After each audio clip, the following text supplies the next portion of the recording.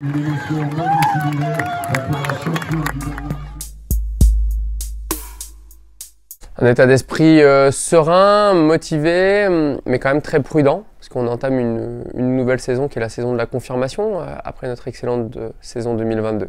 Clairement, c'est de maintenir notre très haut niveau et notre niveau de performance de l'année 2022, donc ça passera par évidemment être capable sur les très grandes courses, sur nos objectifs de jouer la gagne, qui seront les trois grands tours, hein, Tour d'Italie, Tour de France et Tour d'Espagne, et on a visé les 6 classiques qu'on vise depuis l'année dernière, les Ardennaises, les Flandriennes et les Strade Bianche.